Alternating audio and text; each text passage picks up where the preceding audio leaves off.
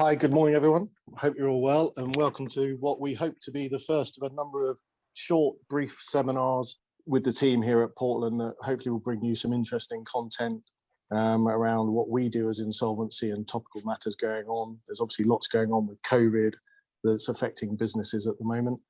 Today, we've got Andrew Rumsey, one of our client directors, talking about personal liability changes for directors, and that revolves around some changes with HMRC's position.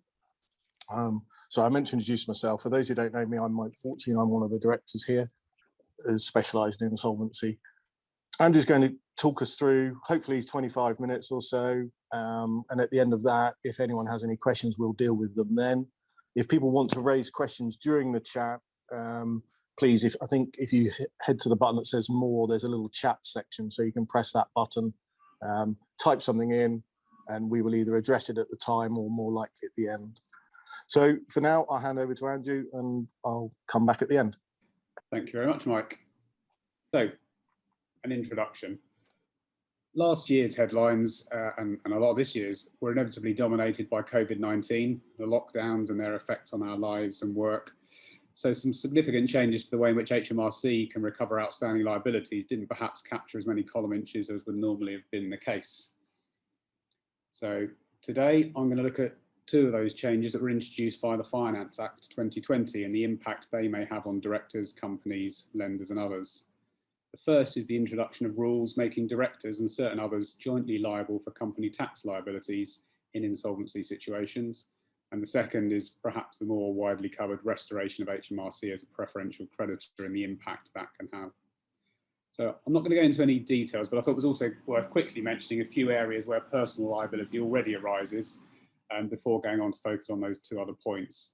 As we know, directors are covered by limited liability concepts of companies, but the reality is there are still numerous circumstances where liability can sit.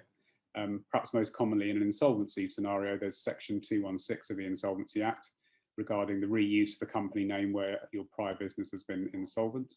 There is fraudulent or negligent misrepresentation when negotiating a contract with a third party, acting while disqualified as a director or acting on the instructions on someone who is disqualified, being a knowing party when a company is acting with the intent to defraud creditors or another person, and then there's liability that can arise in respect of Bribery Act, health and safety breaches and manslaughter by gross negligence. So whilst the concept of limited liability is there, there's numerous cases where it doesn't fall, but as long as you stick to a reasonably normal path of trading, then you're probably not going to have too many issues. Sorry. So personal liability and the creation of, so in looking firstly at personal liability for company taxes, the legislation as described in an R3 article where I got some of this information was described as lengthy and widely drafted. And it was broadly there to act as a deterrent with potential application in a wide range of circumstances. The intention was to combat abusive tax avoidance through the use of insolvency laws, and because of a general dissatisfaction on the part of HMRC and the government regarding the ability to combat Phoenixism, or perhaps more specifically, serial Phoenixism. So the way in which this is done and the creation of the personal liability arises through the issuing of a joint liability notice. And in broad terms, this stops the relevant parties, which are directors, shadow directors, and participators, which broadly is shareholders. And this is where they're using an insolvency process to avoid the recovery of taxes or related fines arising from tax avoidance or evasion, and where the phoenixing of a business through multiple companies where you are leaving behind the tax liabilities in each of those companies. So in the first case, avoidance and evasion, there are 5 conditions that must be met in order that a joint liability notice can be issued. The company must have engaged in tax avoidance or evasion. The company must have entered an insolvency procedure or that there is a significant risk that it will. And the individual responsible, i.e. the party that's receiving the notice, must have benefited from or been involved in the activity, knowing it to have, and where it's benefited, knowing it to have arisen from that activity. A tax liability must be due, which is reasonable. And there is a serious possibility that that tax liability will not be paid in full or in part.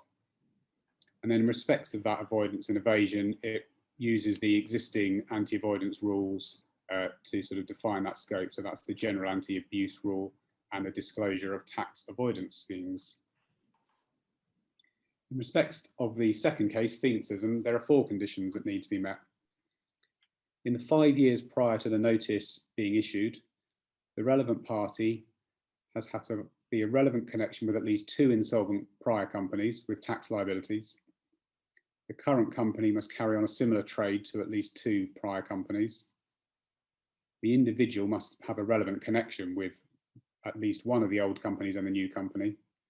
And the tax debt with one of the old companies must be at least £10,000 and still be outstanding and represent at least 50% of the unsecured creditors. And it's also worth underlining the fact here that where the notice is issued, the relevant party becomes jointly liable for both the new company debt and the old company debt in relation to those taxes.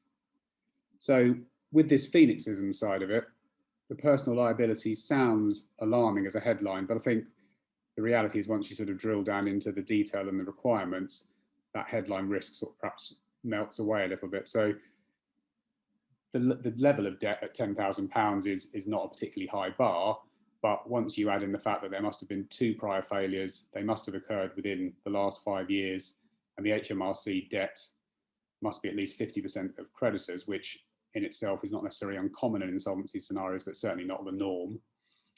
We're talking about a reasonably finite group here.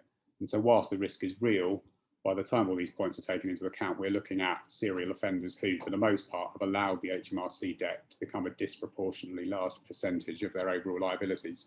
Most companies don't ordinarily trade with a 50% liability to HMRC. So that covers that side of things.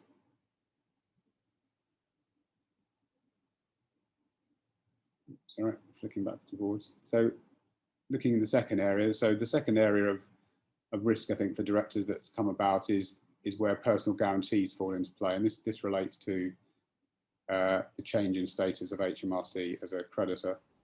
So as I say, as of the 1st of December, HMRC once again became a preferential creditor. Prior to 2002, HMRC had preferential status, although it was subject to certain time limitations in terms of how far back the debt could go. But that ended in 2002 under the Enterprise Act, and HMRC's status until very recently had been that of an unsecured creditor, ranking alongside trade creditors and so forth. Now, whilst that happened, HMRC was theoretically having that situation mitigated by the creation of a protected pool of money for all unsecured creditors, and therefore helping HMRC recoup some of that lost revenue. And this is known as the prescribed part. And as hopefully you're aware, this ring fences some of the floating charge asset realisations in an insolvency that would ordinarily go to a secured lender and ring fences them for unsecured creditors. So that money that's ring fenced is 50% of the first £10,000 and 20% of the balance up to a newly increased figure, £800,000. In the initial round of legislation, it was £600,000, so that's a recent change.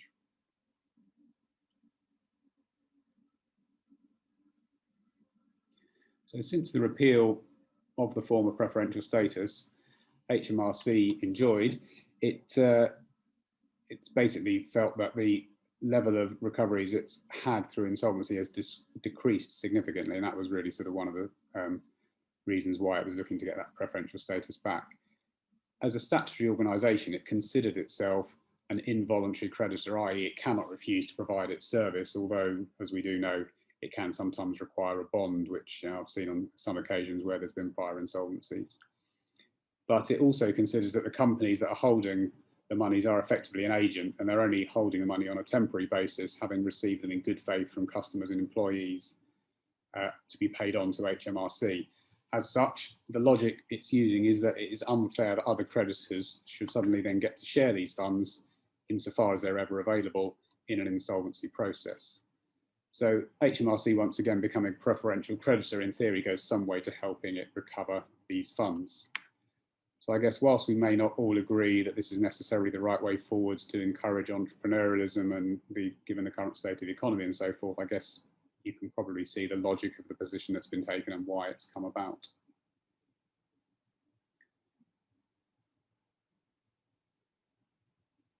So just to sort of put the change in preferential status into a context, in insolvency law, there are different types of creditor who are treated in an order of priority when it comes to making distributions to creditors from the assets of the company. I'm not going to run down this whole list, but what we see from this is that where highlighted in section 3, HMRC now sit as a secondary preferential creditor. So they sit below employees who enjoy preferential status in relation to holiday pay and some of their arrears of wages, and a rather discrete group of people in relation to the FSCS and certain deposits that aren't automatically paid out under their scheme. But it now sits importantly above the floating charge secured creditor, i.e. the bank or other financer, and above other unsecured creditors. And here I should highlight, as I've stated on the slide, those HMRC liabilities that fall into this, and it's PAYE, VAT, employee NI, and CIS deductions. So just to give it a bit of context, I've just set out an example just to compare what HMRC might expect to recover historically and how that position changes. And the purpose of this is not really to talk about how HMRC have now suddenly improved their position, but to show the impact that this might have on a director where they have personal guarantees to a bank.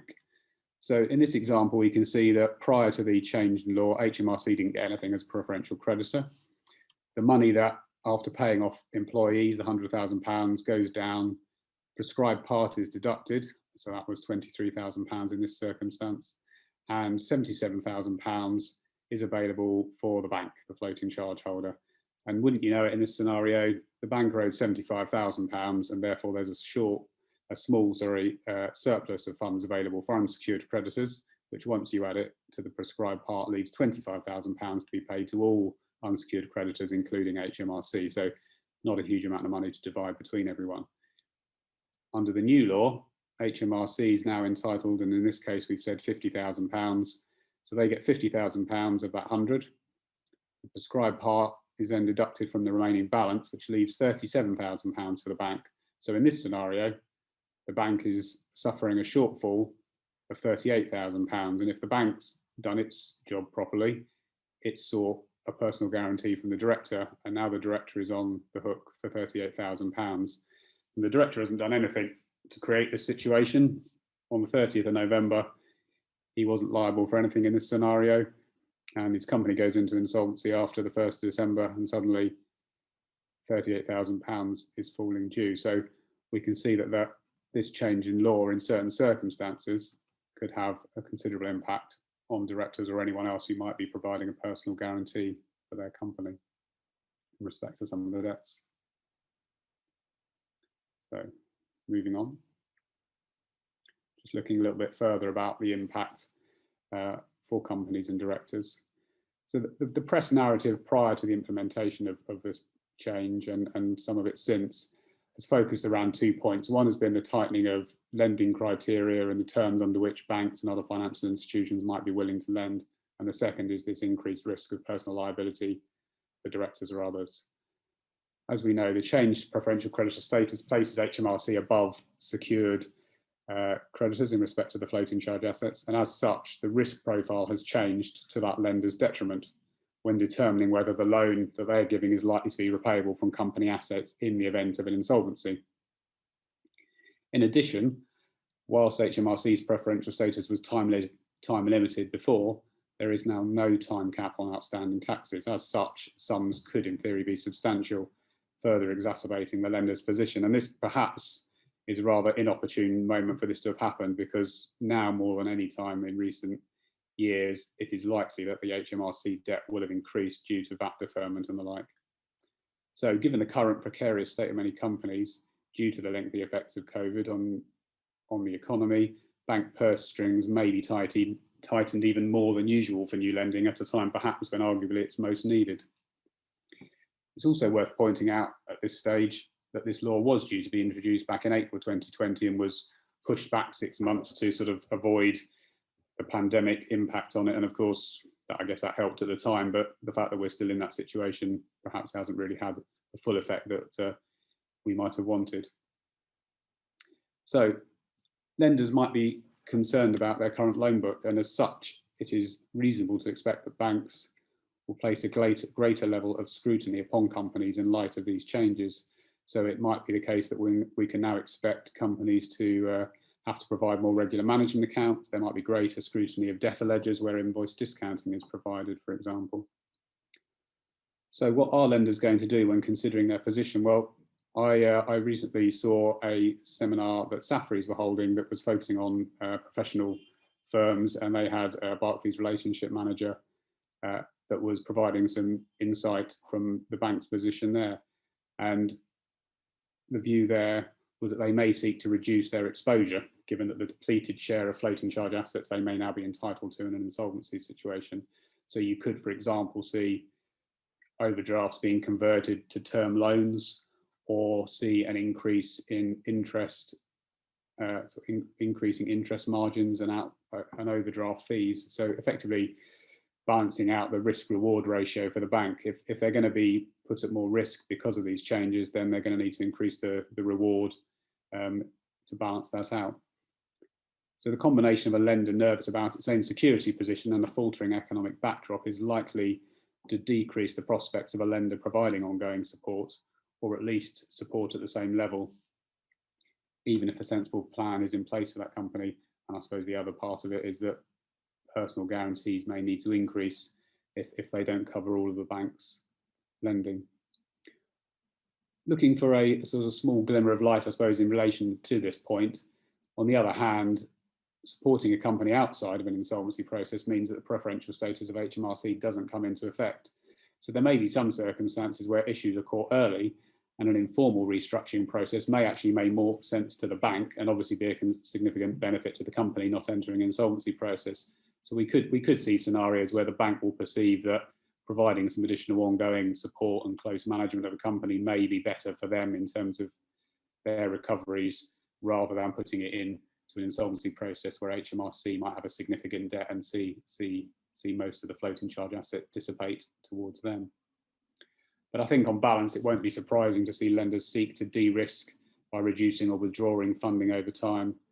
And as in the last recession, the high street lenders all but shut up shop for a period of time, and alternative lenders tended to be more discriminatory or expensive than usual. And already in conversation I've had with one broker, certainly there was reference to the fact that the high street banks have kind of completed their funding for the last financial year by the issuing of C-bills and so forth, and there wasn't an awful lot of appetite for lending or a need in terms of their budgets to do any more. There was a final interesting point that was mentioned by the Barclays relationship manager, was that he was suggesting that as companies head towards any review of their banking facilities, that they would be well worth them considering whether they could do anything to reduce the HMRC liability, because this is something that the bank will highlight as a potential risk area. So if a company had got VAT deferred and they were in a position to repay that, perhaps because they're sitting on a B-bill loan that they haven't yet utilised, then his view was that getting rid of that HMRC liability, if you've got excess cash, could well help in terms of any consideration of whether the bank is going to continue with or improve current facilities.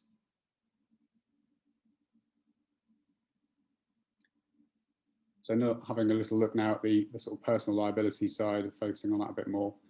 I think the inevitable impact on directors is the increased likelihood of a call on personal guarantees provided to lenders where a company fails, and the return to lenders under the floating charge is now diminished because of that HMRC position.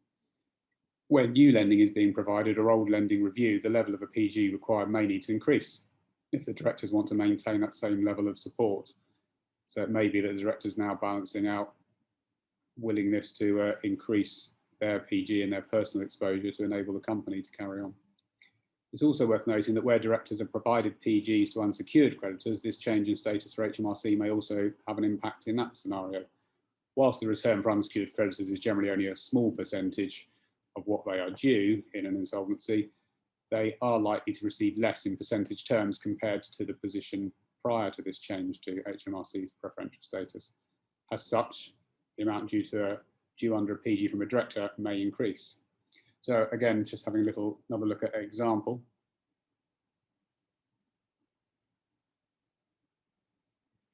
So same format really as the previous example, just showing you an extract.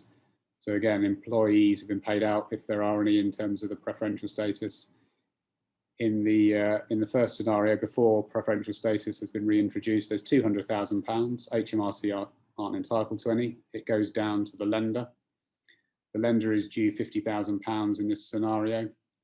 And so there's £150,000 available for unsecured creditors who themselves, including HMRC, are due £275,000. And in this scenario, it gives a dividend of 54.5%. So we see that a particular creditor who's owed £20,000 receives just under £11,000. And therefore the director, where he has provided that PG, owes them just a little over £9,000. When we convert to the new position where HMRC benefits from its preferential status, £75,000 in this example is due to HMRC. So there's now only £125,000 left for the floating charge creditor, the bank. That's okay, they're only due £50,000. So there's still £75,000 available for unsecured creditors. Unsecured creditors is now reduced to £200,000 because HMRC have already received theirs.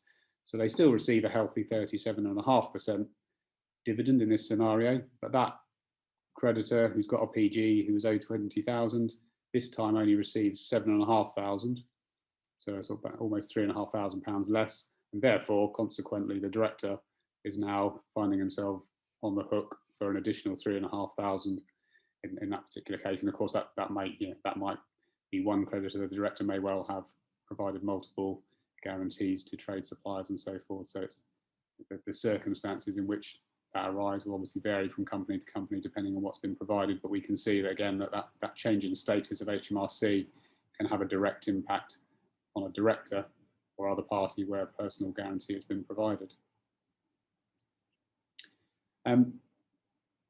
Taking off a slight tangent, I was thinking about the impact that this preferential status might have on insolvency processes, and I think probably the biggest impact on insolvency options for directors, which personally I think is potentially an area that could be of use in coming months, is in CVAs. Unsurprisingly, HMRC is often a significant creditor in a CVA, and unlike other insolvency processes where there doesn't tend to be a huge amount of engagement, HMRC do very much actively engage in the CVAs and they have a dedicated team dealing with these, and particularly in the approval process of a proposal. So HMRC has a very sort of set criteria which it expects a CVA to meet, and so most CVAs tend to sort of start with that as a baseline. Now, some of the commentary prior to the implementation of the preferential status spoke in hopeful tones that HMRC might be willing to consider compromising its preferential debt following its introduction to enable the long-term survival of a company with the resultant benefits that might give to the economy and payment of taxes, etc. That hope didn't last very long, unfortunately. HMRC has advised in a statement that any proposal seeking to exclude or modify the preferential treatment of any creditor will be rejected. So unfortunately, that's not something that we can really hold on to in terms of much hope.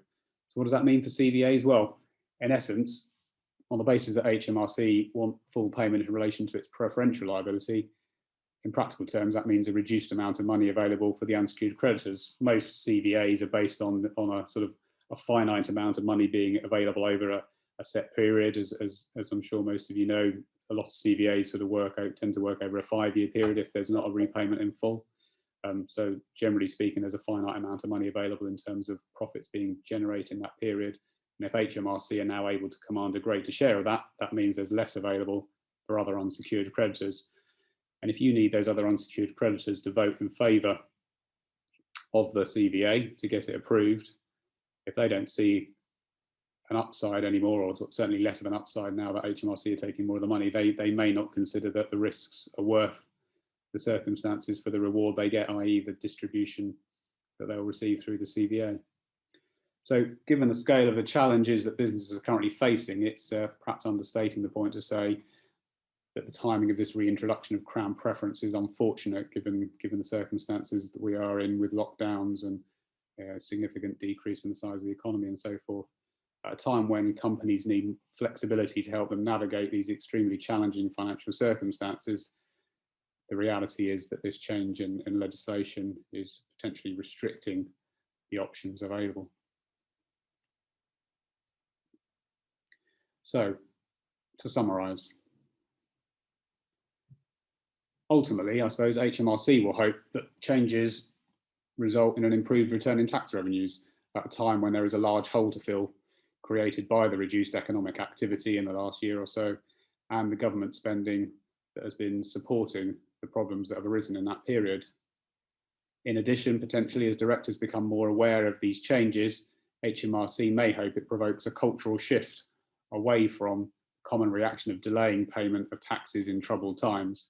In the future, as a company is starting to suffer cash flow issues, directors will be more aware that failure to pay these liabilities could result in an increased personal cost regarding personal guarantees and so forth.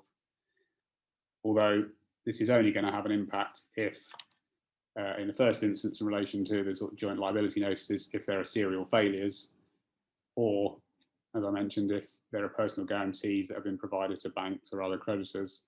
And of course, where a change in behaviour on the part of the director might actually change the outcome of an insolvency process. The reality is if the company hasn't got any cash when it becomes insolvent, or it hasn't really got any assets of significance, then there's nothing there to distribute. So, you know, having a share of nothing doesn't affect that outcome for HMRC or anyone else. Of course, were directors' behaviour to be influenced, insolvency practitioners might find themselves, as part of their statutory investigation duties, considering whether directors are belatedly preferring HMRC in an attempt to minimise the impact this may have on their personal position in relation to those personal guarantees. And that's something that we already tend to consider when we're looking at bank lending. If a PG has been provided, has there been a sudden change in the overdraft position from £50,000 overdraft down to something approaching zero in the period leading up to an insolvency? That could have been done deliberately to improve the director's personal position. And now, of course, that may be that directors might be minded to improve the position for HMRC in similar circumstances.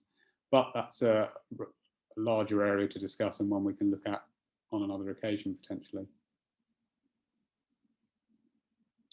So finally, I think it's probably worth putting this in context. The additional tax that will be recovered by HMRC following its change in status is substantial for me insofar as it's estimated at £200 million per annum, but ultimately not significant in the overall context of tax receipts for the government. However, the joint liability notices, together with the recoveries under the preferential status, are indicative of a general theme that HMRC is seeking to ensure it improves the recovery of taxes where they are properly due. And whilst joint liability notices represent a real risk in the prescribed circumstances, the change in exposure to PG liabilities represents the more likely day-to-day issue for directors, especially in the government environment where VAT has been deferred and creditor balances are likely to have increased generally. I think, however, though, whilst obviously we're bringing these 2 points today to light, and they are both sort of very real risks in those certain circumstances, the reality is that the biggest risk for directors personally probably remains in respect of overdrawn loan balances where dividends haven't been drawn or where dividends have been drawn unlawfully. And this is the area that, as an insolvency practitioner, you tend to find yourself having to have a conversation with directors about whether there's monies that need to be repaid. So whilst it's important to be aware of these new circumstances and the effect they may have, the reality is that the day-to-day situation is probably outside of that. So I suppose in a final summary point, the advice for directors and other relevant parties in respect to these recent changes is probably to broadly do what HMRC are expecting you to do, which is minimise the exposure to HMRC in your day-to-day trading, and in return that will reduce the risk of personal liability. And that is the end of my presentation. So I don't know if any questions have arisen in the chat throughout that. If anyone does have a question that they'd like to ask or any points they'd like to make into that, then please let us know through the chat function. Nick, Oliver, I know we spoke briefly last week and you mentioned that you had a matter pertaining to the joint liability notices, which, given it's relatively new, it would be interesting to hear your sort of comments on that matter that you're dealing with, insofar as you're able to tell us. Yeah, no problem. I mean, I think certainly we've got 2 or 3 running at the moment where we're assisting directors with liability notices, or the run up to potential liability notices, albeit they're under the pre-existing legislation, not under the new legislation that's just come in. But I think the interesting thing is we're hearing that there's an awful lot of training and resource going on within HMRC in relation to that, and that going forward, it's a very big part of their agenda to look to recover unpaid tax directly from directors in appropriate situations. And that creates, as you've indicated, some new issues that directors have got to think about very carefully. I think where there's a potential liquidation situation looming.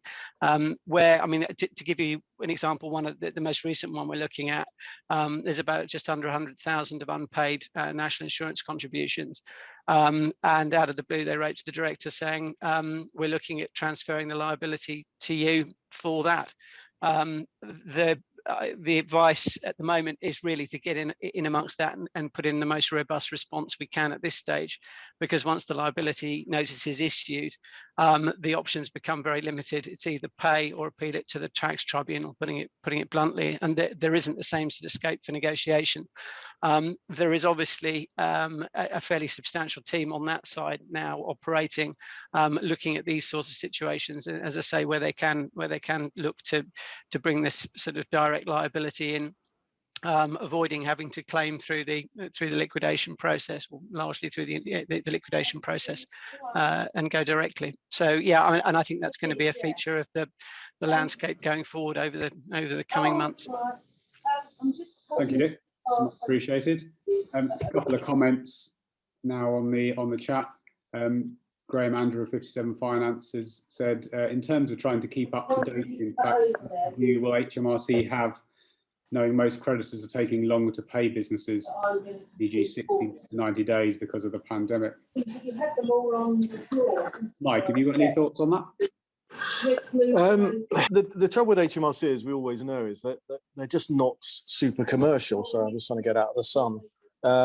So, I think the reality is, whereas you and I and general creditors, we think, well, you're commercial, we know it's difficult, let's be lenient. HMRC generally have never had a commercial approach. Saying that, in the last recession, they obviously set up a lot of time to pays. It was very easy to do, and I imagine that that's going to be the directive again as we come out of this pandemic. I just can't see HMRC being particularly aggressive, because I just think that will go against everything that Rishi's been trying to do. So whilst they'll make it difficult for you, I think it's probably a case of pushback. And one of the sort of points I was going to raise about that is, historically, HMRC have been the aggressive creditor, if they were ever that, in that they are the likely creditor to issue petitions to wind up, etc. And it'll be interesting to see whether that changes because of the preferential status, whether they feel they don't need to push as hard because they feel they've got a bit more protection. So yeah, no direct answer at the moment. I mean, someone like Nick Oliver, who deals with HMRC sort of on a regular basis on collections, might have an idea. But as I say, I think we'll find them relatively lenient as we go out of this, and we can see already the sort of extensions to payment terms and repayments of deferred VAT, etc. And I can see that continuing. Hope that helped. Thank you, Mike.